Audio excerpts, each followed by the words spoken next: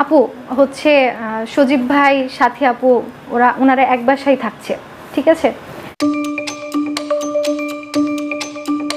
সেটের সাথে নাকি সজীবকে গালাগালি দেয়। আপনি বলেন একজন মালিক, সে প্র্যাঙ্কিং এর ওনার, তাকে কেন সাথী গালাগালি করবে? সারাদিন নাকি রাগ ভাঙাতে থাকে, সে বসে হচ্ছে বলতেছে ব্লগ খোলো ব্লগ খোলো, ঠিক আছে। এই যে এইগুলো আসলে কেন করবে? সাথী তো বোন, তাহলে কেন করবে বলেন? তো আসলে সাথীকে বোনের চোখে দেখে না, বোনের চাইতে অনেক বেশি কিছুই ভাবে। বোনের চাইতে বলতে কি, বোন একদিকে সাথী অন্য কিছু। তো এই যে শ্যুটগুলো 3 বছর কিন্তু আমার বাসাতেই হয়, আমার প্লাস সজীবের বাসা। আমি যদি পারমিশন না দিও কিন্তু ওই বাসায় শ্যুট করতে পারে না। মানে আমার বিল্ডিংয়ে থাকতেই একটা মেয়ে আসে, ঠিক আছে। তো ওই আমাকে সজীব বলে যে শোভা, একটা মেয়ে সাথী ওর নাম, ও কাজ করতে চায়, তো ও বাসায় থেকে চলে আসবে, ঠিক আছে। এবং তখন ও প্রকাশ করে কিন্তু সাথী ম্যারিড, ঠিক আছে। সাথীর বিয়ে হয়েছিল, সাথী ম্যারিড, ওর থাকার জায়গা নেই, তো তুই ওকে কি 1 মাস রাখতে পারবি বাসায়? ওর প্রায় 2-3 বছরেরও বেশি টাইম কোনো সম্পর্ক ছিল না। ও অন্যান্য মেয়েদের সাথে যেভাবে মিশতো, সাথীর সাথে ওর সম্পর্কটা সেই রকমই ছিল, আমিই বলছি। এবং হচ্ছে ওর সম্পর্কটা শুরু হয়েছে এই 2.5 বছর, ঠিক আছে। এমন কিছু শুনছি যেটা মামুন না, মানে আমি নাম বলবো না, এমন জিনিস যে আপু হচ্ছে সজীব ভাই সাথী আপু ওনারা এক বাসায় থাকছে, ঠিক আছে। সাথী আপু হচ্ছে সজীব ভাইয়ের বাসাতেই আছে। দেন হচ্ছে সাথী আপু সজীব ভাই পুরান ঢাকায় যায় রেগুলার, ঠিক আছে। 300 ফিটে যাই রেগুলার। দেন হচ্ছে লং ড্রাইভ, আর এদিক ওদিক কোথায় যাই সব তো প্রুভ আর সবাই জানে না, ঠিক আছে। দেন হচ্ছে এই যে রেল লাইনের, মানে উত্তরা রেল লাইনের আশেপাশে ওদেরকে দেখা যায়, পার্কে দেখা যায়, ঠিক আছে। তো এইরকম আর কি সবাই অভিযোগ দিতে শুরু করে, ইভেন অফিস রুমে পর্যন্ত, ঠিক আছে।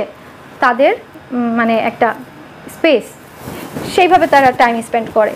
তো তখন যখন আমি এই কথাগুলো শুনলাম, তখন আমি সুমাইয়াকে জাস্ট একটা নক দিলাম, হাই কী অবস্থা, কেমন আছিস?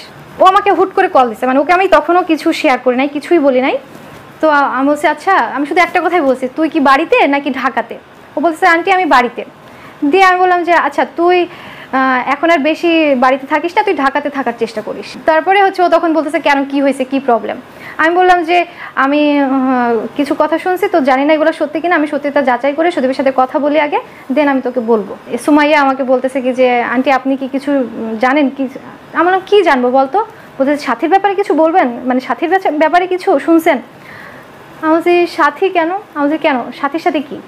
আমি উল্টা ওকে প্রশ্ন করছি। পরেও বলে কি যে আন্টি হচ্ছে হ্যাঁ সজীবকে তো দেখি, ও অনেকের সাথেই কথা বলে, আরোহীর সাথে কথা বলে, সাথীর সাথে কথা বলে রাতে বাসায়। আমি বললাম যে আচ্ছা, আরোহীর সাথে কথা বলে, সাথীর সাথে কথা বলে? আরোহীর সাথে না, সাথীর সাথে কথা বলে, তাই তো? দিয়ে তখন সুমাইয়া বলেছে হ্যাঁ আন্টি, ও সাথীর সাথে কথা বলে।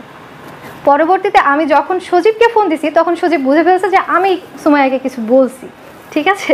পরে হচ্ছে সজীব আমাকে ফোন দিয়ে মানে আমার সাথে মেজাজ গরম করে কথা বলতেছে। আমি বলছি ঠিক আছে, এটা তোদের ব্যাপার, ওকে ফাইন, বাট এই যে টিম থেকে যে মেম্বারগুলো বাদ যাচ্ছে, এগুলো কেন যাচ্ছে? তুই আমাকে কেন কাজে রাখিস না? বুঝছেন, ওই যে 1.5 বছর পর ওই দিন আমি ওকে বলতেছি যে তুই আমাকে কেন কাজে রাখিস না, আর এই মেম্বারগুলো কেন বাদ যাচ্ছে? এই যে মামুনুর রশিদ, ওর হাত দিয়ে ইনকাম শুরু করলি তুই, ও কেন বাদ যাচ্ছে?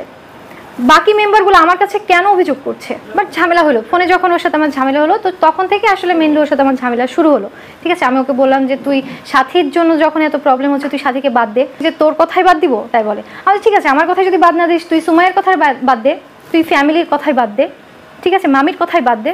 বলে কি যে না, আমি হচ্ছে কি যে যখন যখন লাগবে আমি বাদ দেবো, আমি এখন কাউকে বাদ দেবো না। আমি তখন বললাম তুই তো বলিস যে তুই একাই 100, এই যে তামিম নাই, হচ্ছে সাবির অর্ণব নাই, তিথি নাই, প্রিমা নাই, কেউই নাই, সবাই আস্তে আস্তে চলে যায়। তো সবার ক্ষেত্রে তো তুই অনেকটাই উঠে দাঁড়াইছিস সবাই চলে যাওয়ার পরেও, তাহলে তোর সাথীকে কেন বাদ দিতে সমস্যা, যে মেয়েটাকে নিয়ে এত প্রবলেম হচ্ছে? তখন ও আমাকে ক্লিয়ারলি বলে কি যে হচ্ছে সেটা আমার ব্যাপার। হ্যাঁ ওকে ফাইন। তারপরে আমার মামি আমাকে ফোন দেয়, মামি ফোন দিয়ে তখন মামিকে আমি সব কিছু জানাইলাম। হ্যাঁ মামিকে জানাইছি, এবং হচ্ছে সজীবের মাকে জানাইছি, আমার নানি, তাকে জানাইছি। জানানোর পর সজীবের মা আমাকে বলল যে দেখো তুমি হচ্ছে কি যে যেভাবে পারো মেয়েটাকে তাড়ানোর চেষ্টা করো, ঠিক আছে। মামিও আমাকে বললো যে শোভা, সজীবের সাথে আমি কথা বলছি, তো সজীব বলল যে ও মানে 3-4 মাস টাইম নিছে। 3-4 মাস টাইমটা 6 মাস 7 মাস 8 মাস 1 বছর হয়ে গেছে, এখন মনে হয় 2 বছরের কাছাকাছি হয়ে যাচ্ছে।